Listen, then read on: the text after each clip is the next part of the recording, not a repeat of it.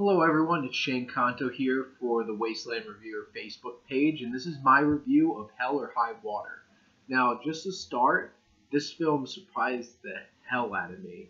I absolutely loved it, and honestly, this is probably going to be one of the front runners for me, at least for Best Picture this year. Because I can't think of many movies that I thought that were better than this film. It's definitely one of my top 5 favorite films of the year.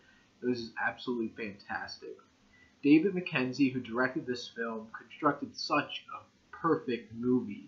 I can't really think of anything that I would hold against this film. It's visually beautiful. The cinematography by Giles Nutgens, just beautiful. This stark West Texas landscape is beautiful. And there's shots in this film that hold on to that, and it looks like American Gothic paintings just brought to life in film form, and it's just perfect to get the sense of the setting of this film and where this is supposed to be, and it just feels so right in there with all these characters. And Taylor Sheridan's script, the screenplay that he wrote for this, is perfect. It's thrilling, it's slow burning, and you get the sense of all the characters in this, and you care for them and connect with them. But also, it's really funny. Honestly, this is so darkly funny. The humor in this is pitch perfect, feels natural, real-life humor in a situation. I didn't expect to laugh this many times, but it was such a great time. The two main characters are two brothers who are robbing banks, Chris Pine and Ben Foster. Chris Pine, usually known for bigger blockbusters like Star Trek, he is able to just melt into this subtle performance, and he's just fantastic. He's so relatable, you connect with him on such a great level.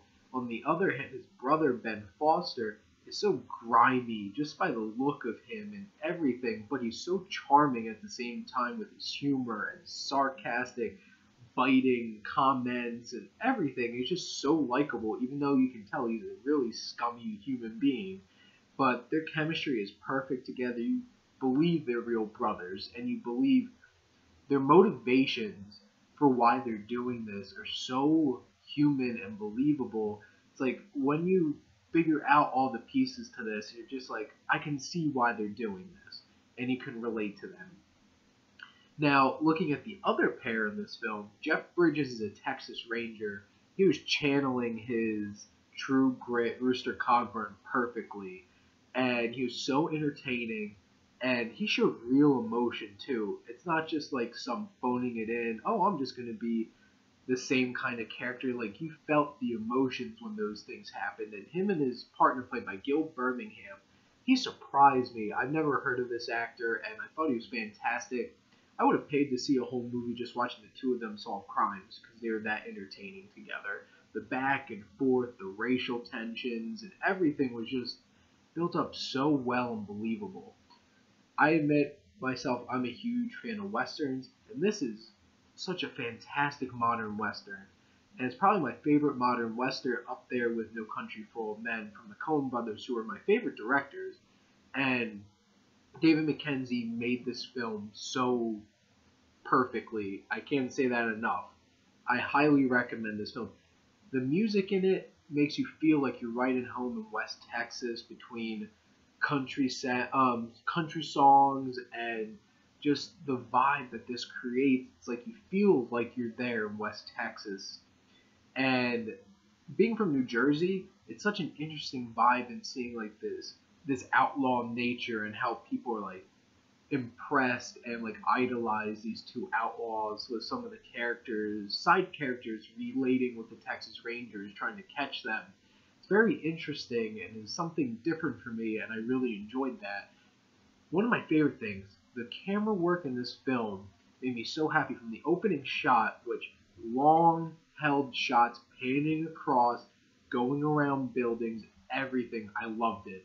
And all the way to the final shot of the film, the camera work is fantastic. I have to give this movie an A+.